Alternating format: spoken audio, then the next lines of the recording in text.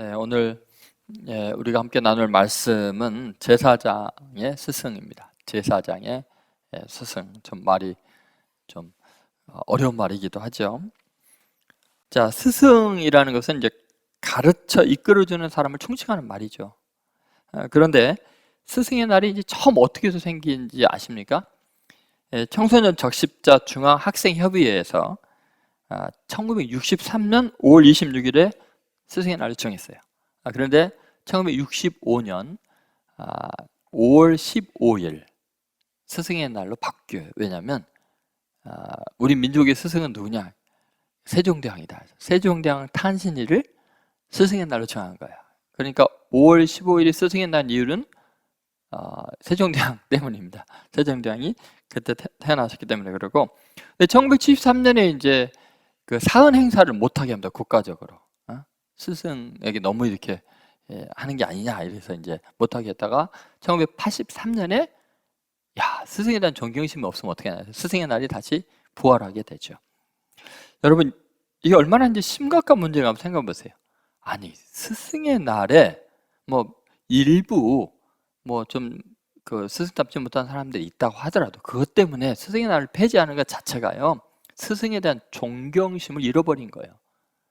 여러분, 어떤 그 직함도요, 예를 들면 경찰이나 뭐 국회의원이나 뭐 판사나 모든 사람도 마찬가지인데 모든 사람이 다 완전할 수는 없어요. 그런데 그들을 우리가 존경하는 이유는 그 공적인 직함 때문에 하는 역할 때문이에요. 개인적인 그 사람의 수준의 문제가 아니에요. 그리고 한두 명의 훌륭한 분들 때문에 그 직함이 존경을 받는 거지 모든 사람이 다 훌륭해서는 아니에요. 근데 왜 스승에 대해서는 그렇게 인색한지 모르겠어요. 스승의 날 행사에 대해서 더더욱 그러고요. 나중에 이 스승에 대해서 얼마나 그 천시되는가 한번 생각해 보세요. 그것은 우리 자녀들의 교육에 치명적인 건데, 뭐 박사, 이건 뭐 스승의 최고의 자리가 박사인데 뭐 박사방 그런데도 그냥 박사라는 말을 넣잖아요. 그 다음에 뭐 스승에 대해서 선생이라는 말에 대해서 심지어 도둑도 선생이래. 도선생이라잖아요. 그게 뭘 의미해요? 스승에 대한 존경하는 마음이 극도로 지금 없어지네. 아무나 스승이래, 아무거나. 그러니까 스승에 대한 존경하는 마음이 없어지죠. 역설적에도 정말 도둑에게라도 배울 점이 있어서 도선생하면 괜찮아요. 근데 선생님을 멸시하는 그 선생님에 대한 평가나 인식이 이만큼 떨어지면 그 민족은 극도로 교만한 것이고 그 사회는 곧 멸망할 징조가 되는 거죠.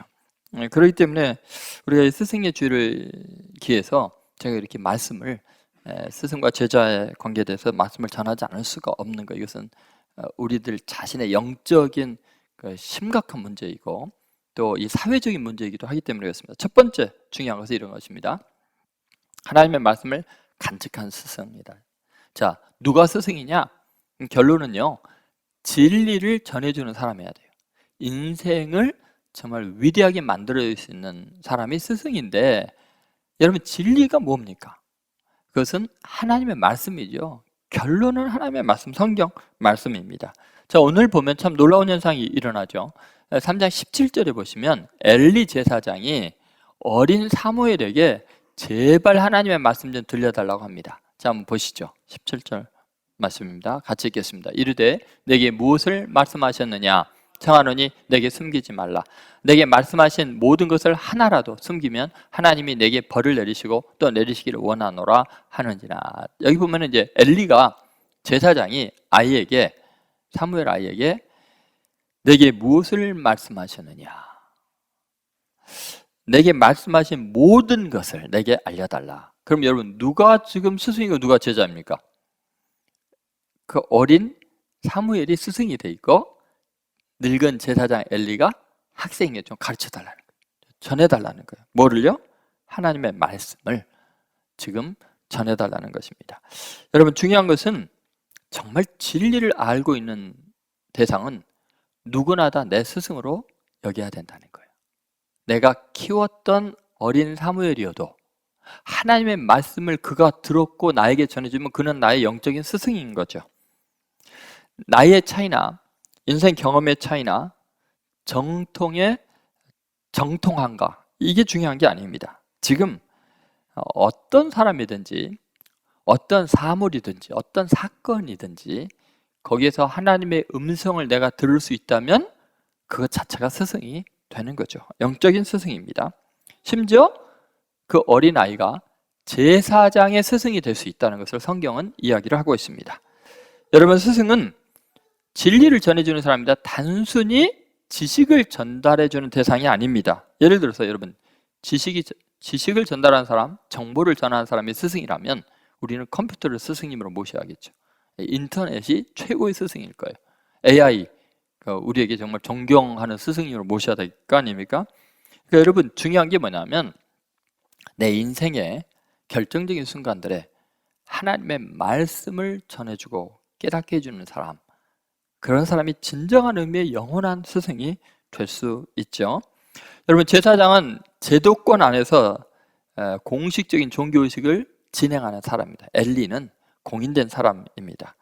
엘리 제사장은 혈통으로 레위의 그 후손이기 때문에 제사장 직분을 받았습니다. 그런데 영적으로 둔감해졌습니다.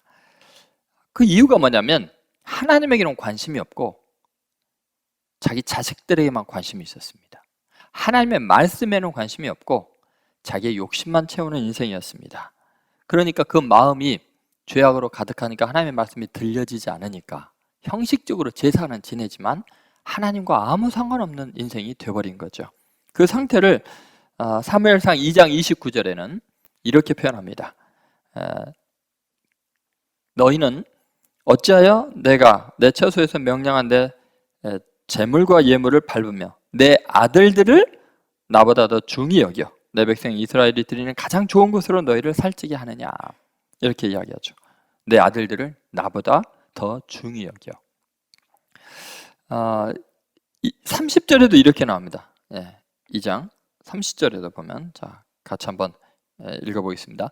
그러므로 이스라엘의 하나님 나 여호와가 말하노라. 내가 전에 내 집과 내 조상의 집이 내 앞에 영원히 행하리라 하였으나 이제 나 여호와가 말하노니 결단코 그렇게 하지 아니하리라.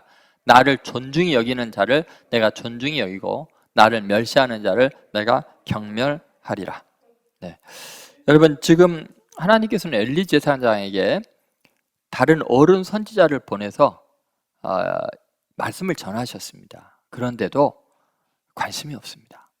왜? 자기가 제사장인데 내가 이미 종교적인 권위가 있는 사람인데, 그러니까 하나님의 말씀이 들려지지가 않는 거예요. 읽지도 않고. 인간은 누구나 다 자기가 최고로 가치 있게 여기는 것, 그거 중심으로 생각하고 행동하면 나머지 것들은 들려도 들리지 않고 보아도 보이지 않습니다. 그냥 자식밖에 안 보이는 거예요, 지금 엘리에게는. 이게 심각한 문제입니다. 여러분, 자기의 생각이 굳어져 있다는 거, 자기만의 감옥에 자기가 가장 중요시 여기는 우상에 갇혀져 있다는 것을 깨달으면 얼마나 좋겠습니까? 근데 그 벽이 깨어지기 전에는, 그 감옥에서 나오기 전에는 외부의 다른 계시가 전달이 되지가 않습니다. 여러분, 교회에 나와 있다고, 교회 중요한 직분을 감당한다고 목사라고 절대로 하나님의 음성을 들으는 것이 아닙니다. 만약에 목사가 하나님의 말씀에는 관심이 없고 자기 대접받는 거, 또 어떤 권위와 또는 총회나 노회에서 활동하는 정치적인 힘만을 바라보면 하나님의 말씀이 들려질 수가 없겠죠. 성도들도 똑같습니다. 성도들의 삶에서 회사에서 돈 많이 벌고 승진하는 것만 관심이 있고 하나님에게 마음이 없으면 절대로 하나님의 말씀이 들려지지가 않습니다. 여러분 개인의 마음도 똑같습니다. 누군가에게 계속 관심을 쏟고 있으면, 그것이 증오로 인한 관심이든 간절한 사랑으로 인한 관심이든, 그에게 마음 빼앗기고 그가 우상이 됐으면 하나님의 음성이 들리지 않습니다.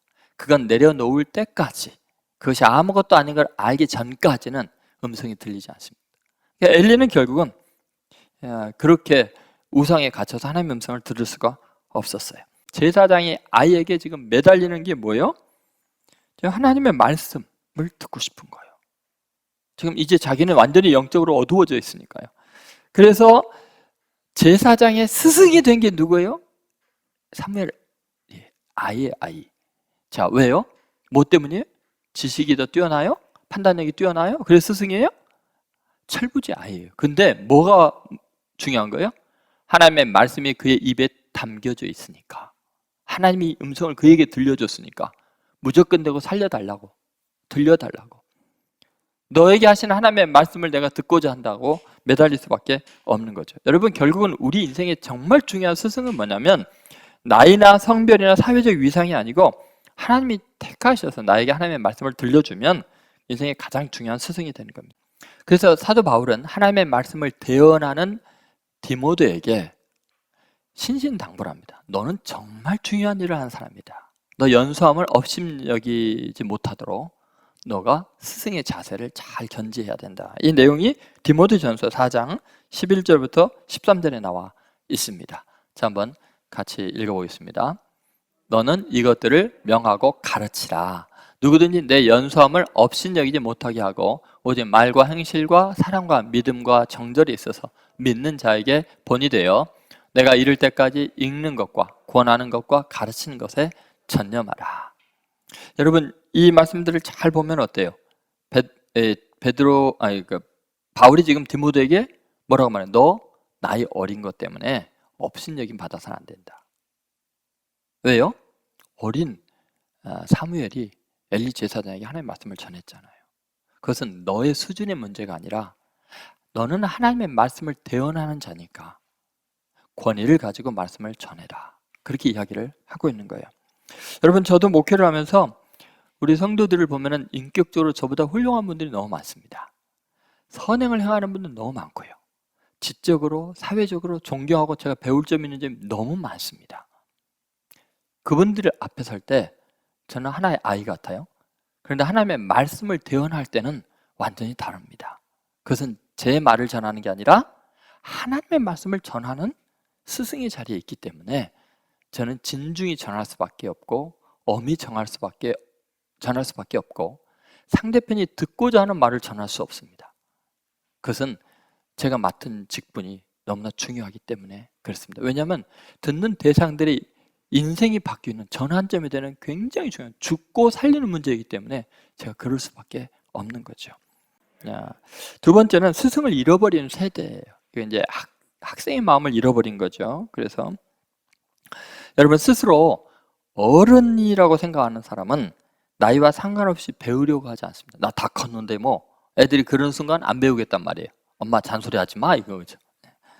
여러분, 아이들은 어렸을 때요 뭐든지 배우려고 합니다. 부모가 참 짜증나는 게 뭐냐? 이게 뭐야?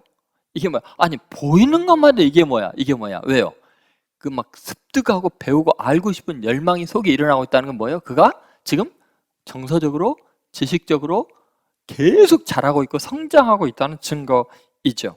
근데 어른들은요 귀찮아요. 배우려고 하질 않아요. 뭐든지 알고 싶어 하는 거, 그게 중요해요. 그래서 신앙생활에 있어서 제일 위험한 게 뭐냐면요 스스로 익숙한 거예요. 노숙한 거예요. 더 이상 기대감이 없어지는 거예요. 여러분, 마음속에 새로운 것, 은혜를 체험하고자 하는 마음이 없어지면 이미 그것은 영적으로 좀 탁해져 있는 거예요. 둔감해져 있는 거죠. 여러분, 날마다 우리가 새로워져야 되고 호기심이 느껴지는 이유가 뭔지 아세요? 하나님은 내가 이전에 알고 있는 것보다 훨씬 크신 분이에요. 내가 하나님에 대해서 알고 있는 것보다 모르고 있는 면이 훨씬 많습니다. 맞습니까? 여러분, 하나님의 몇 프로 알고 있다고 생각하세요? 이전에 경험한 하나님에 대한 것들이 여러분이 하나님에 대해서 몇 프로를 경험했다고 생각하십니까? 하나님이 여러분에게 주실 은혜의 몇 프로를 지금 누리고 있다고 생각하십니까? 대답 못 하시죠? 1%라 하자니 그것도 염치 없죠. 네. 여러분, 우리는요 하나님에 대해서 아직 알 게 너무 많아요. 그분은 너무 신비로우신 분이세요. 세월이 갈수록 자연을 보든 책을 보든 사건을 보든 하나님의 그 놀라운 면모들을 보면서 일어난 사건들, 섭리들 그거 보니까 하나님이 너무 멋지신 분이에요. 저는 정말 하나님이 아름다우시고 위대하신 분이고 크신 분인 것을 세월을 통해서 계속 느끼는 게 뭐냐면 새로운 하나님의 면모를 보기 때문에, 새로운 하나님의 기막힌 섭리들을 보기 때문이죠. 여러분, 이게 중요합니다. 자, 1절을 보세요. 그때가 어느 시대인가? 자, 사무엘상 3장 1절입니다. 같이 읽습니다. 아이 사무엘이 엘리 앞에서 여호와를 섬길 때에는 여호와의 말씀이 희귀하여 이상이 흔히 보이지 않았더라. 여러분, 그 시대가 어떤 시대예요? 여호와의 말씀이 희귀하여 이상이 흔히 보이지 않았더라. 왜요? 관심이 없어요. 너무 타락을 해가지고 세상에 하나님에 대해서 관심이 없으니까 하나님의 음성은 들리지만 아무것도 느끼지 못하고 있는 거예요. 그런데 여러분, 사무엘이 자꾸 와가지고 저 부르셨어요. 그러니까 엘리는 직감적으로 하나님이 이 아이를 부르시구나, 이거 알았어요. 그러면요, 여러분 같으면 어떻게 했어요? 자, 성전에서 하나님이 이 아이를 부르시는구나 하면 여러분이 엘리 제사장이면 어떻게 하겠어요? 다시 누워요, 거기? 그냥 자요?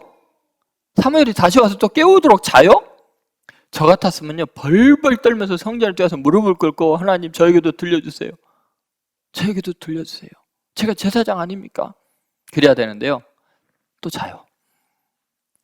여러분, 이게 뭐야? 학생의 자세를 잃어버려서 듣고자 하는 마음도 없고 하나님에 대해서 알고자 하는 마음도 없고 어차피 늙었는데 뭐 이제까지 경험한 걸로 됐지 뭐, 그런 거죠. 여러분, 어린아이 같지 않으면 절대로 천국에 못 간다고 했어요. 하나님의 신비에 대한 기대감이 없으면 이미 교만할 대로 교만한 거예요. 여러분, 성경 공부 뭐 교회에서 뭐 한다, 소그룹 한다 그럴 때요, 누가 하라 그런다고 합니까? 막 알고 싶으면요, 열정이 생기면요, 왜 더 개설 안 해줍니까? 막 이러면서 스스로 참여하는 거예요. 미지의 영적인 소리에 대한 기대감, 진리에 대한 사모하는 마음이 없으면 이미 우리의 영혼은 그냥 다 쇠해진 거죠.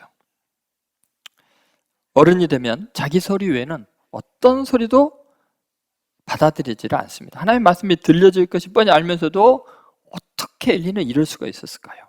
그래서 그의 몸이 비대했다라고 하지만 실제로는 영혼은 더 둔감해졌고 비대해져 있는 상태이죠. 여러분, 왜 자꾸 우리는 귀를 막는 걸까요? 귀를 열고 와야 되는데 예배당에 오면서 귀를 막고 오고 다른 사람 귀도 막아버려요. 내 소리만 들으라고, 딴 소리 듣지 말라고. 익숙함이 하나님의 크심과 위대함을 자기 수준으로 전락시키는 무서운 죄악에 빠지는 겁니다. 그래서 예수님은 누가복음 18장 16절 17절에서 너희가 어린아이 같이 되지 않으면 절대로 천국 못 간다고 이야기를 하신 거예요. 여러분, 인생을 살아가면서 항상 존경할 스승을 지닌 사람, 여러분 후배를 만나도 이 친구는 나보다 훌륭한 면이 또 이런 면에는 있지, 이 친구한테 뭘 배울까, 후배를 스승으로 이게 마음으로 받아들이는 거, 이런 사람들이 훌륭한 사람들이죠. 그래서 여러분, 작은 성공이 교만을 부르면 반드시 멸망으로 빠지게 됩니다. 자기를 향한 어떤 충고도 그거를 접게 되면 그걸로 끝입니다. 세 번째는 말씀을 듣고 회개하는 제자예요. 말씀을 듣고 회개하는 제자.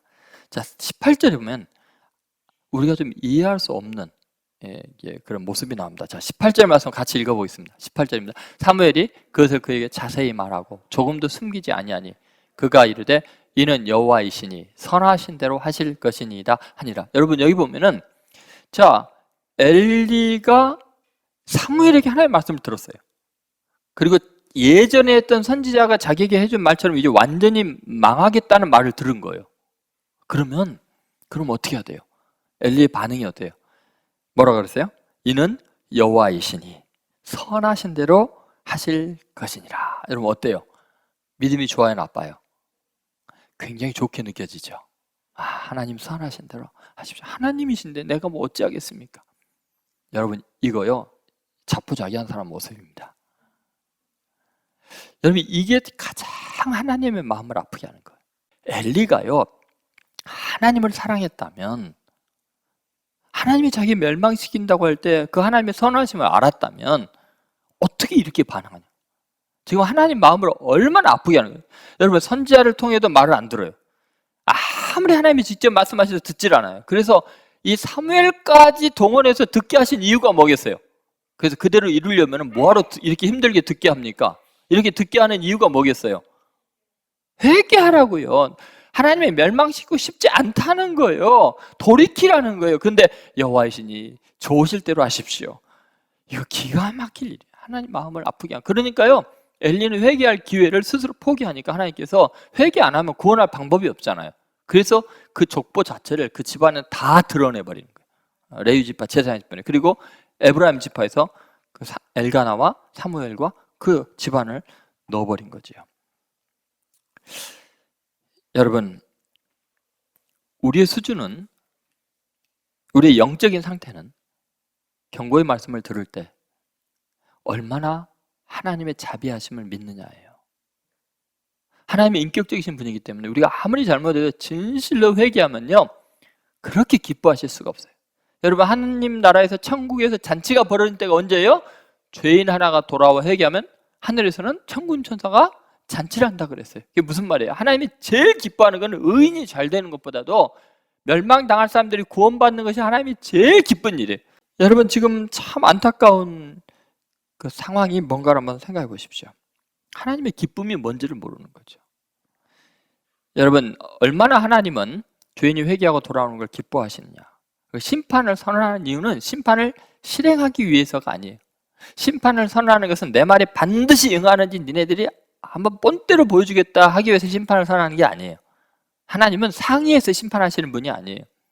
근데 심판을 미리 선언한 이유는 뭐예요? 그 소리 듣고 뉘우치라는 거예요.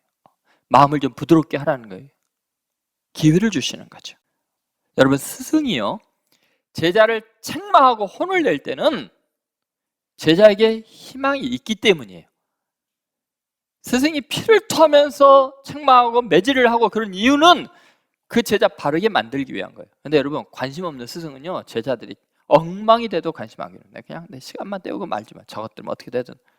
그런데요, 스승이 사랑하는 제자는요, 무섭게 책망을 합니다. 아끼는 사람은요. 왜냐하면 그 왜 그래요? 돌이킬 기회를 주기 때문에. 제가 학교에서 스승님들이 있어요. 그 스승님이 제 생각에 불합리하다고 책망을 하는 경우도 있어요. 근데 제가 그 스승에 대해서 원망하고 미워하지 않고 순종한 이유는 나를 사랑하기 때문에 책망한 거 알기 때문에 나 잘 되라고. 여러분, 스승은 실수를 해도 스승이어야 돼요. 더구나 자기를 혼내고 책망하는 스승은 감사해야 돼요.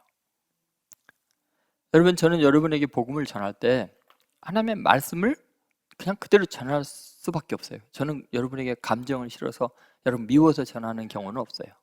여러분에게 사랑받고 싶어서 복된 좋은 말만 하고 싶죠. 그런데 하나님의 말씀을 전할 때는 하나님의 마음이 느껴지기 때문에 책망을 하고 정죄를 하고 심판을 선언하는 것은 하나님의 구원하고 회개하라고 전하기 때문에 저는 그걸 전할 수밖에 없어요. 근데 저 싫다고 떠나면은 하나님 싫다고 떠나는 것밖에 안 돼요. 저는 아무 관심이 없어요. 저는 여러분을 미워해야 될 이유가 없어요. 여러분에게 사랑받고 싶어요. 그렇기 때문에 여러분, 늘 하나님의 말씀에 대해서 아멘, 아멘 받아들일 수 있어야 돼요.